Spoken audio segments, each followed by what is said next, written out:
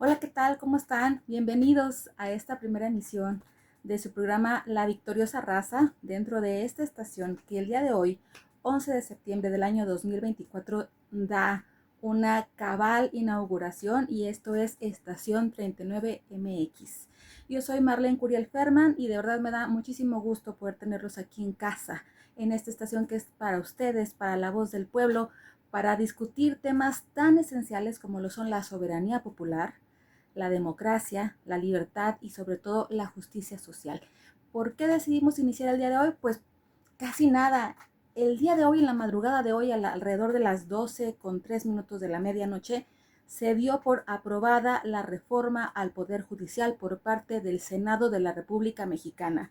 Esto fue con 86 votos a favor y 41 en contra, en medio de un montón de trifulcas, de dimes y diretes, de groserías por parte de la oposición. Curiosamente, a todos los que hemos estado transitando por este camino de libertad, por esta lucha que hemos estado, por la que hemos estado pugnando durante décadas, nos suena muy gracioso ahora poder decirles la oposición, porque son un grupúsculo de senadores, un grupúsculo de diputados, son una manchita así que representa ese reducto de ese México elitista, de ese México clasista que todavía hacia inicios del siglo XXI prevalecía en nuestra sociedad. Este, esta reforma que se acaba ya de aprobar por el Senado y que déjenme decirles, hasta el momento ya van 9 estados que la han aprobado, a 9 entidades federativas, implica todo un esfuerzo colectivo, no nada más de nuestro señor presidente, el licenciado Andrés Manuel López Obrador, no nada más de nuestra presidenta electa, la doctora Claudia Sheinbaum Pardo, no nada más de todos y cada uno de los senadores y diputados que fueron electos por la vía popular a través de nuestro voto consensuado, de nuestro voto consciente, totalmente pensado y que fue plasmado en las boletas el pasado 2 de junio de este mismo 2024, sino que también representa y plasma toda una batalla histórica que inicia desde el movimiento independentista. ¿A qué me refiero con esto? Me estoy refiriendo a que por primera vez en la historia de México realmente se le da voz al pueblo a través de las acciones de nuestro Ejecutivo Federal, quien, dicho sea de paso, hay que recordarlo, emitió o lanzó una propuesta de ley en febrero, el 5 de febrero de este año, que justamente iba encaminada al cambio, a la reforma judicial. No nada más es esta pugna, es el fruto de la lucha social, es el fruto de todos los que recordamos el montón de tropelías políticas, jurídicas, históricas y sociales que ha vivido nuestra sociedad desde tiempos inmemoriales, pero más específicamente desde el arribo y el apogeo del PRI y después del PRIAN. Entonces, esta reforma al Poder Judicial representa un triunfo para el pueblo mexicano porque nosotros decidimos justamente darle para adelante a esta reforma de ley cuando decidimos acogernos o apegarnos al plan C que la doctora Claudia Sheinbaum nos invitaba a hacer durante su campaña electoral. ¿Y por qué digo que es una respuesta a toda esta lucha? Bueno, porque simple y sencillamente, por primera vez en toda la historia de México, vamos a poder elegir a nuestros jueces, a nuestros magistrados, ¿sí? A todos aquellos que forman parte de nuestros ministros, que forman parte del Poder Judicial, sin que nadie nos los imponga. Mucha gente dice, es que con esto se está terminando la verdadera república, ¿no? Incluso ayer hubo una senadora por el estado de Zacatecas que se aventó un discurso, un speech, pues según ella muy bonito, pero bueno, dicho sea de paso, traía así como su voz aguardientosa, ¿no? Así como de Jenny Rivera, y le repitió aparte 2 veces, o sea, una cuando no, nadie le escuchaba minutos después de que se hiciera este linchamiento por parte de los porros que mandó la ministra Norma Piña, que en lo futuro seguramente será llamada Norma Tepache, porque ya obviamente la vamos a invitar a que salga del escenario o de la escena pública y política de nuestro país. Y esta mujer decía, es que Cicerón, cuando se disolvió la república, le dijo al emperador que esto era un ataque a todos los parámetros y los preceptos de la ley y de la igualdad, de la democracia del pueblo romano. A ver, espérenos. Nosotros, tanto los que apoyamos esta reforma judicial como quienes la aprobaron en el Senado, que ayer fueron, insisto, 86 senadores, jamás de los jamases hemos pensado o siquiera creído que esta situación de la disolución de la República pueda ser siquiera factible. Todo lo contrario, es precisamente porque ya no existía una verdadera república que estamos pidiendo esta reforma. ¿A qué me refiero? Vámonos a contextualizar un poquito en datos históricos. 1748. Aparece un señor llamado, o que se hace llamar el Barón de Montesquieu, y que empieza a hablar de la necesidad de derrotar el absolutismo o de la monarquía a través de la división de los poderes. Y entonces dice, pues es que tiene que haber un poder ejecutivo, es decir, alguien que ejecute las leyes, que se encargue de la observancia de los buenos criterios y de la observancia de la ley. Tiene que haber un poder legislativo, es decir, alguien que esté encargado de elaborar las leyes, es decir, de legislar a favor del pueblo, y un poder judicial que sea el encargado de impartir la justicia cuando la ley no sea observada, cuando sea infringida, cuando alguien, obviamente, a través de estas dos acciones, pues cometa un delito o incurra en alguna falta de tipo civil, e incluso cuando nuestro Estado, es decir, el constructo que se forma a través de las leyes del pueblo, del territorio, de su teleología en común, que es el bienestar general, el bienestar del pueblo, del Estado, cuando algunas leyes internacionales o algunas acciones políticas de corte internacional o de tipo internacional vengan a darnos en la torre. Entonces, esta idea sonaba magnífica y sigue sonándolo y sigue prevaleciendo. Pero vamos a pensar algo, estamos en 1748, estamos en un momento en donde Francia tiene un rey que era como la fregada, por no decirlo más feito, y por lo tanto no había realmente justicia para los pobres, no había justicia para el pueblo. Todo lo que decidía el rey se hacía porque decía, el Estado soy yo, y eso era también precedido por otros cuates muy cercanos a él, sus abuelitos, sus compas, etcétera, que también decían Dios y rey, Dios y hombre, y entonces dejaba a la sociedad en un estado de precariedad jurídica, en un estado de inseguridad jurídica. Cuando se hace esta división de poderes y que lo retoma John Locke y otros tantos filósofos y juristas, filósofos del derecho y juristas, se define entonces que tiene que haber una situación de pesos y contrapesos. A eso se le llamó un principio o teoría, pero más normalmente se le conoce como el principio de los pesos y los contrapesos. ¿Qué quiere decir?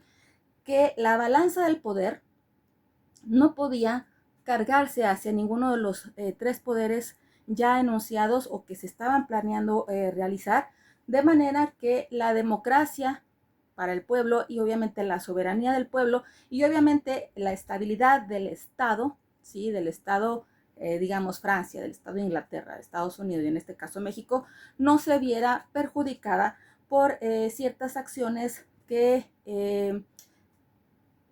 consiguieran en demasía el agandalle, por así decirlo. Entonces, esta teoría o este principio de los pesos y contrapesos decía, si el poder ejecutivo se porta mal, pues el poder legislativo lo puede desaforar, etcétera, etcétera. Si el legislativo se porta mal, el federal también le puede hacer algo a través también del judicial, etcétera. Es decir, todos se iban a estar viendo, ¿no? Bueno, muy bien. Esto funcionó muy bien, digámoslo, alrededor de, no sé, ¿qué les puedo contar? 80, 100 años. ¿Por qué? Porque la virtud de la humanidad no es precisamente ser honesta. Hay que ser también nosotros honestos en eso. Y es que la humanidad, desde que todos nos acordamos, históricamente siempre se ha visto dañada por este tipo de acciones que tienden a corromper la honestidad, la virtud y los valores axiológicos en general, que es decir, la sociedad se ha visto corrompida en sus principios, en lo que consideran que es la justicia, en lo que es la libertad, etcétera, etcétera. Entonces, digamos que más o menos funciona bien, pero obviamente se quita, ¿sí? Después de que se remueve o que es quitado la monarquía, que es quitada la monarquía, llega ahora sí el ascenso de la clase burguesa, pero obviamente no todos los burgueses eran realmente dignos de estar dentro del poder. Siempre había gente que hacía mal uso del poder, siempre había gente que vendía sus atribuciones como funcionarios públicos para apoyar a la élite. Y eso fue lo que pasó aquí en México. Esto es lo que sucede realmente con la Suprema Corte de Justicia y el Poder Judicial en general, luego de que hemos estado observando en las últimas al menos 4 décadas, si no es que tal vez más, esa inoperancia judicial que a todas luces el pueblo mexicano lo ha atestiguado.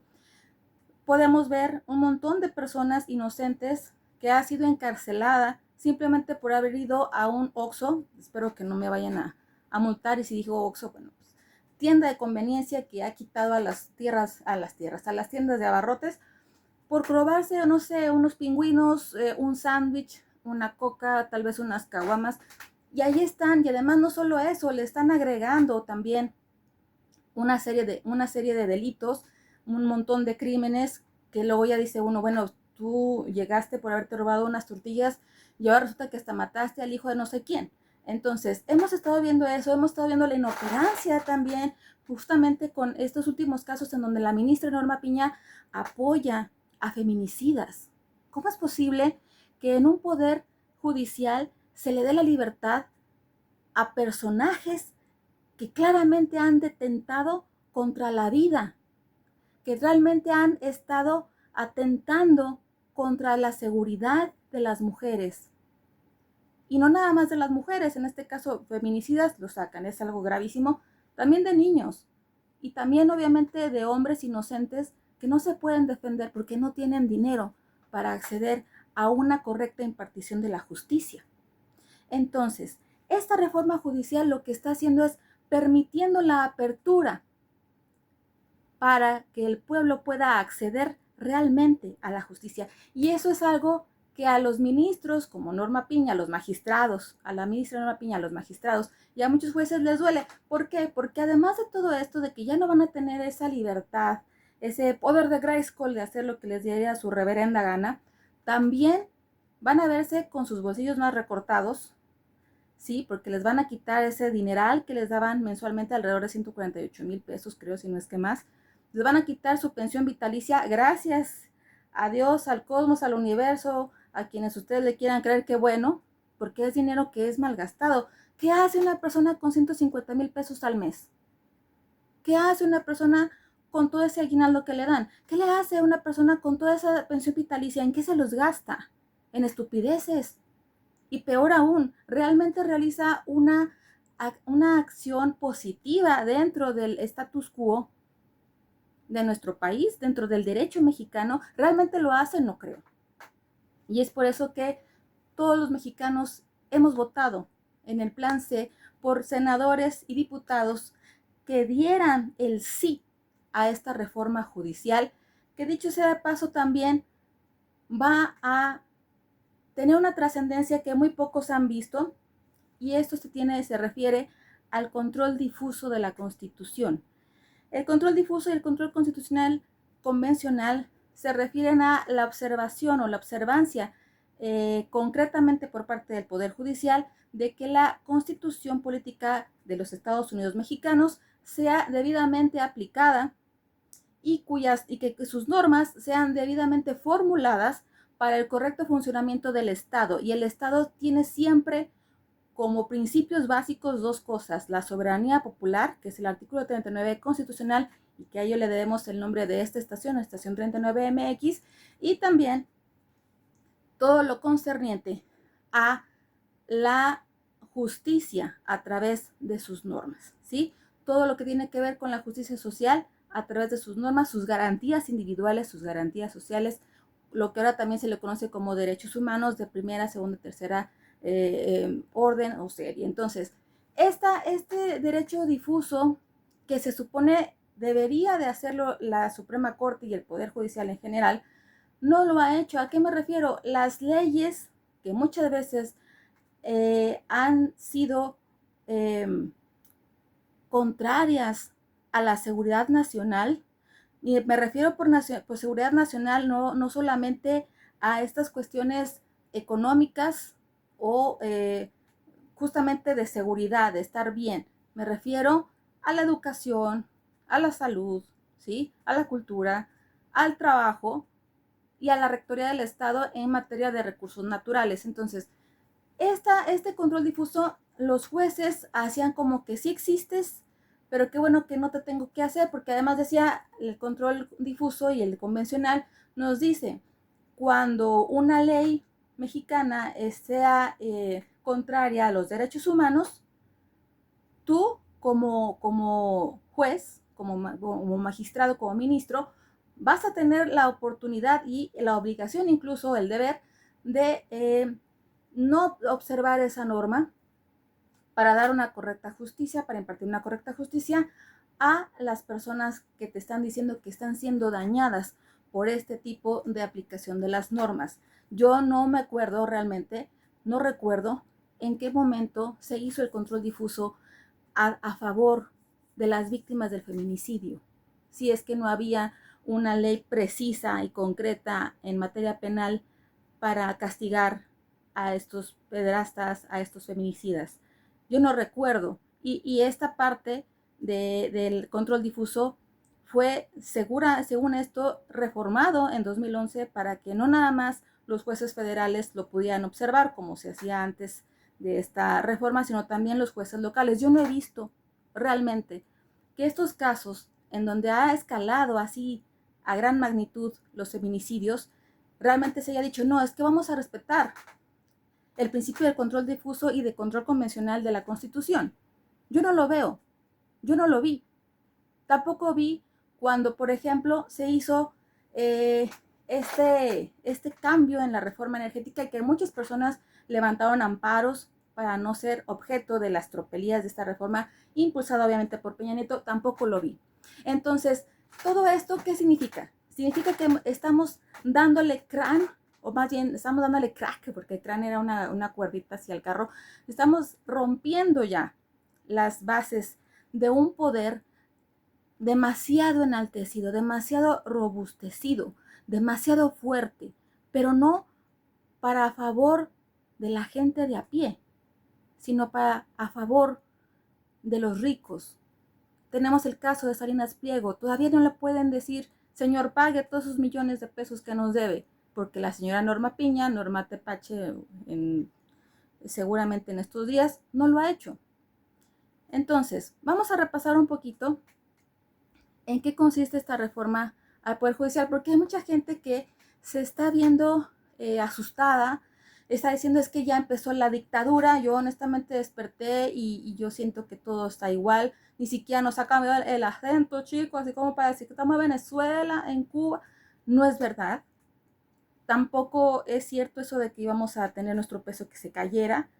O sea, yo no estoy viendo que el peso mexicano haya caído, al contrario, hoy amaneció y goza de un excelente estado de salud. Joder. Entonces, ¿en qué consiste esta reforma? En una nueva integración de la Suprema Corte de Justicia de la Nación. Bien.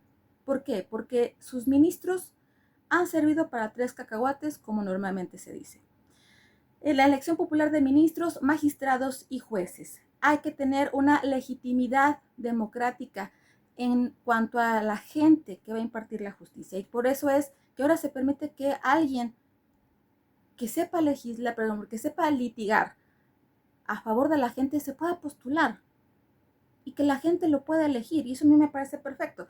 En la sustitución del Consejo de la Judicatura Federal, órganos administrativos y disciplinarios independientes, porque originalmente estaban juntos con pegados, y además el Consejo de la Judicatura Federal, adivine quién lo presidía, ¡tarán!, la ministra de la Suprema Corte o el ministro. Entonces, me porto mal, pero yo mismo me perdono. ¿En dónde se ha visto esa paradoja? Solamente en México. Qué bueno que ya se va a tomar, ya se tumbó con la reforma. También se va a pedir unas nuevas reglas procesales, ¿sí? Para que esto sea a favor de la gente y también para que se permitan los equilibrios entre los poderes. Y a esto me refiero también con la protección de la Constitución.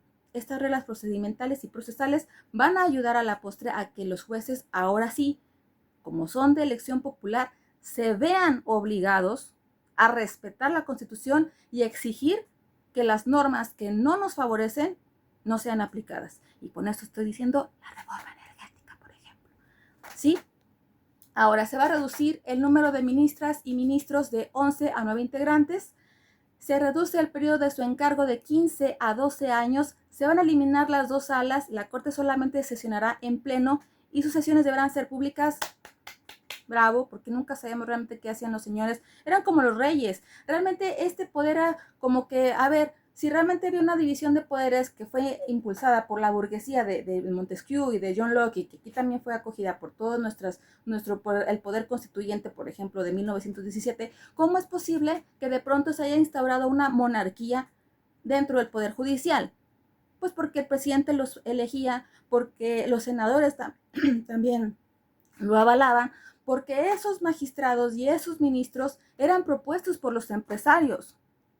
Ahí está la razón por la cual urgía esta reforma al poder federal, al poder judicial federal y en general, ¿sí? Sus remuneraciones deben ajustarse al tope máximo establecido por el presidente de la República sin excepción. O sea, es decir, si todo el mundo gana igual que el presidente de la República, así nos vamos todos, ¿sí? Ahora, en 2025 se va a realizar una elección extraordinaria, es decir, por única ocasión, para renovar a todos los ministros, jueces y magistrados del Poder Judicial. Quienes ocupen actualmente el cargo podrán participar en esta elección en igualdad de condiciones.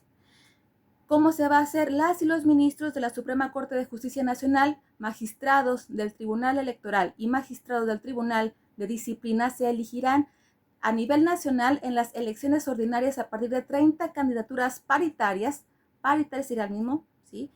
Propuestas por los 3 poderes de la Unión. El Poder Ejecutivo propondrá hasta 10 candidaturas, el Poder Legislativo propondrá hasta 5 candidaturas por cada cámara, es decir, 5 de diputados y 5 de senadores de mayoría calificada, no esa de la plurinominal y esa gente que nomás está enchinchando ahí, no, son de la mayoría calificada, y el Poder Judicial propondrá hasta 10 candidaturas a través del Pleno de la Suprema Corte por mayoría de 6 votos. En el caso de los 1,633 magistrados de circuito y jueces de distrito, se elegirán en cada uno de los 32 circuitos judiciales en las elecciones ordinarias a partir de 6 candidaturas paritarias por cargo, es decir, 2 por cada poder de la Unión.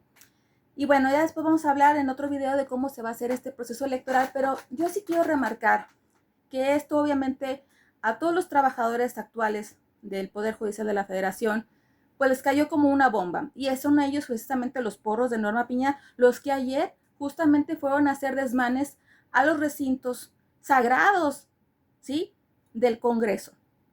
¿Qué pasó ayer? Pues si ustedes no se enteraron, que yo creo que sí, tumbaron las puertas. Seguramente algún trabajador ahí del recinto del Congreso de la Unión les dio la llave, porque esto es como totalmente inaudito.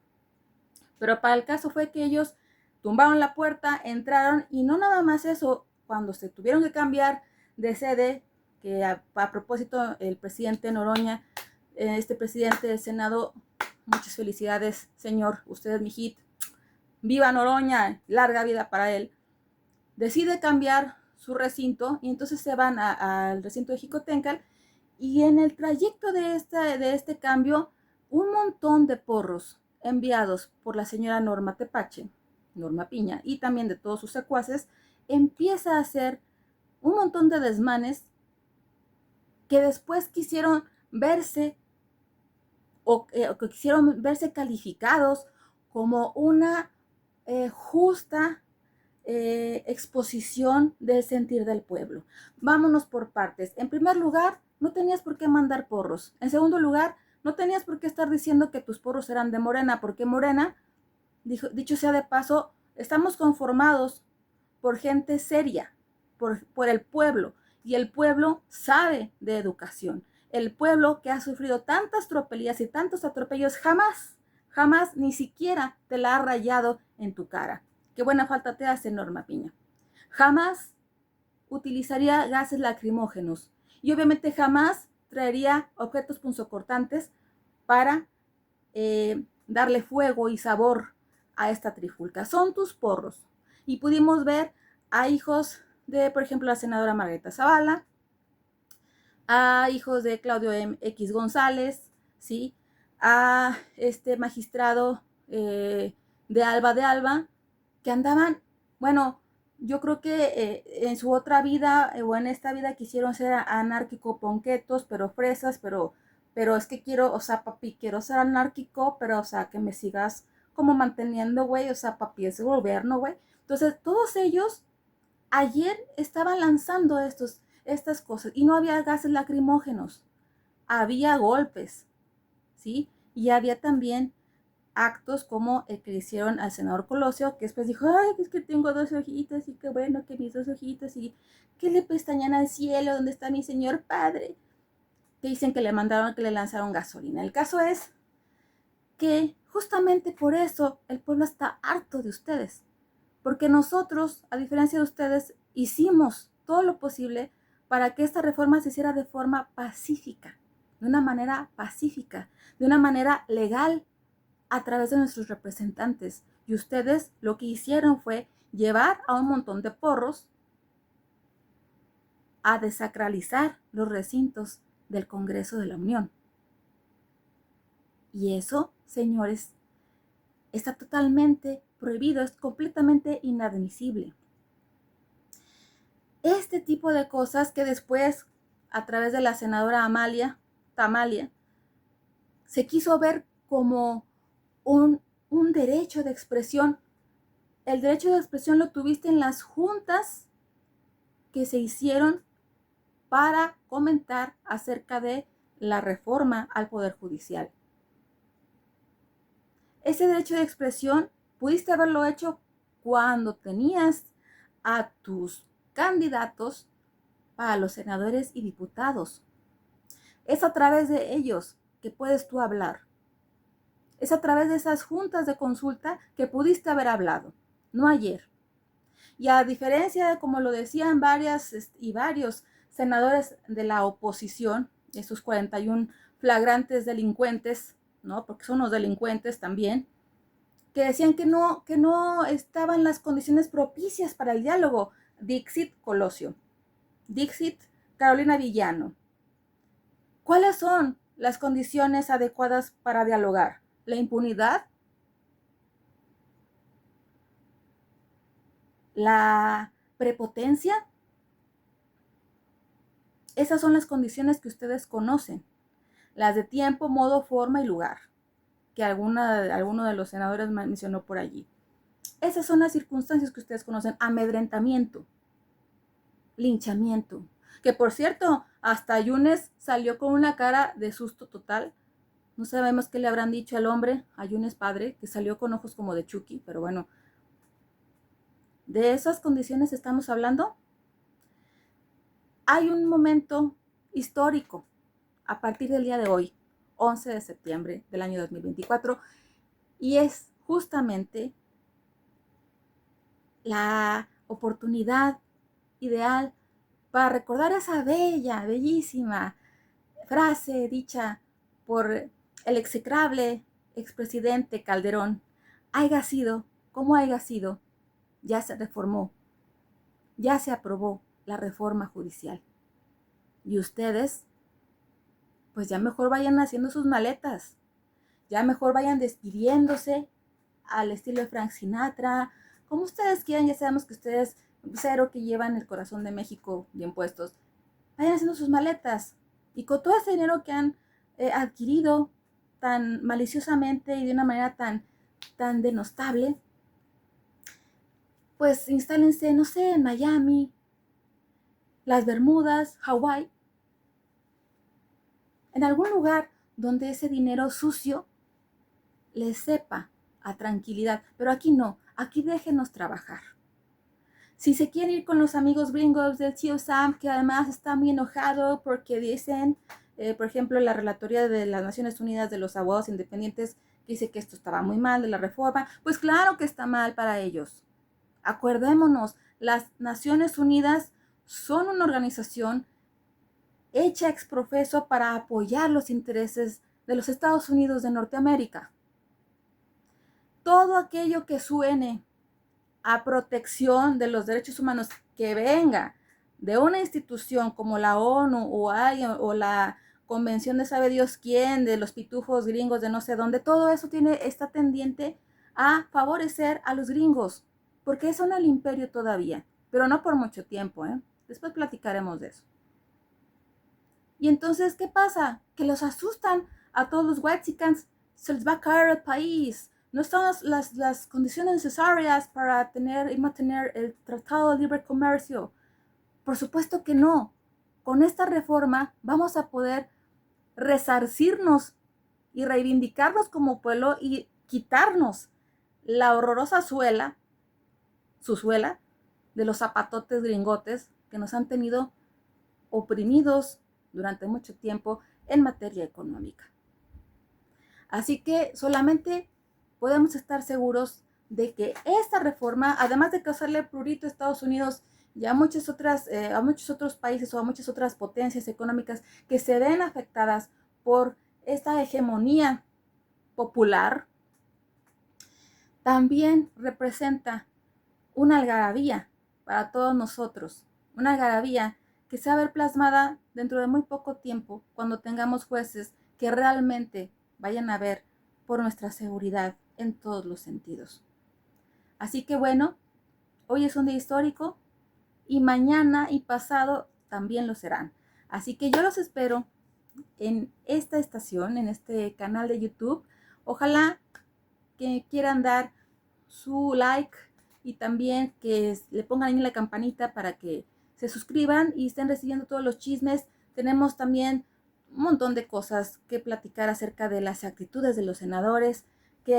Por cierto, nosotros tampoco somos de esa vieja escuela de andar raptando gente, señores. O sea, ustedes solamente se balconearon a sí mismos al decir que nuestra gallina roja, o sea, nuestra gallita roja, mi queridísima Laida Sansores, había secuestrado al diputado Barreda. No es cierto. Simplemente no le dio la gana de ir. Pero no, claro, como eso para ustedes es completamente inusual, prefirieron decir que se había hecho un montón de extorsiones, de secuestros, que quién sabe qué le habrán dicho a Yunes. Lo que haya sido para ustedes no es válido para nosotros. Aunque ustedes lo aseveren, la verdad está de nuestra parte. Así que, pues, felicidades porque perdieron. No nada más hay que saber ganar y gobernar bien como lo hacemos nosotros. También hay que saber perder y saber silenciarse cuando ya no tienen otra opción más que acatar lo que la soberanía popular está exigiendo. Yo soy Marlene Curial Ferman y esto fue La Victoriosa Raza. Mañana nos vemos con más información aquí en Estación 39 MX. Gracias, chao.